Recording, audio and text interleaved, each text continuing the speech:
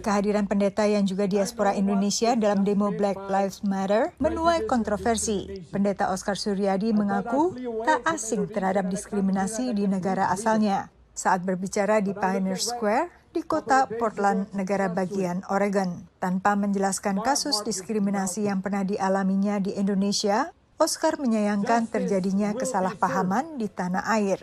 Bahkan ia mengakui ia pun mengalami diskriminasi di Amerika Serikat. Saya sebenarnya tidak pernah mempunyai maksud untuk menghina atau melakukan hal-hal yang menyepelekan Indonesia. Karena Indonesia adalah bagian dari saya juga.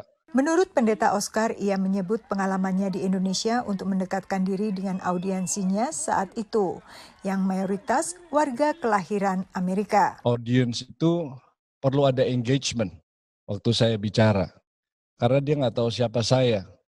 Nah, saya mempunyai empathy kepada kawan-kawan yang tertindas dan terluka, dan engagement itu terjadi, dan saya merasakan ada pembukaan, sehingga saya bisa bicara, preaching, ada connection. Dino Patijalal, Ketua Dewan Pembina Indonesia Diaspora Network, menyatakan reaksi dari tanah air terhadap diaspora Indonesia di luar negeri adalah wajar. Kalau menurut saya pidatonya kurang bijak. Kalau minus apa yang disampaikan mengenai Indonesia, itu on point dalam arti memberikan pandangan mengenai kasus George Floyd. Tapi begitu dia menyinggung mengenai kasus Indonesia, kalau saya, I would not say those things. Menurut Dino, kebebasan berpendapat yang berlaku di Amerika bukan berarti bebas dari konsekuensi dari pendapat itu. Kalau diaspora sih komunitas yang demokratis, yang semua orang bebas bicara. Di luar pro dan kontra perlakuan terhadap umat agama minoritas terus menjadi perhatian termasuk di Kongres Amerika. Dalam laporan kebebasan beragama terbaru yang diterbitkan Departemen Luar Negeri Amerika 10 Juni lalu, Indonesia masuk dalam daftar 15 negara Special Watchlist atau kategori perlu pemantauan khusus, bersama negara lain seperti Afghanistan dan Irak.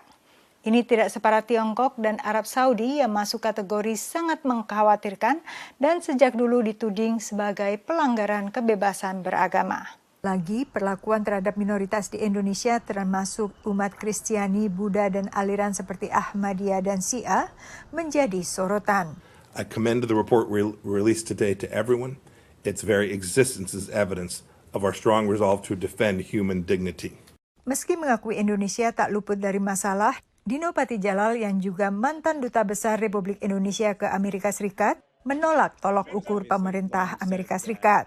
Kalau you fokus pada apa yang terjadi pada kasus-kasus di lapangan ya, akan selalu ada itu, Yun. Ya, itu tidak merubah kenyataan bahwa dari segi sistemik ya, Indonesia adalah negara demokrasi yang terbuka, pluralistis, dan menganut religious freedom. Selain menyoroti perlakuan terhadap umat agama minoritas, pemerintah Amerika Serikat juga menyoroti perundangan penistaan agama serta radikalisasi di kampus. Dari Alexandria, Virginia, Yuni Salim dan tim VOA.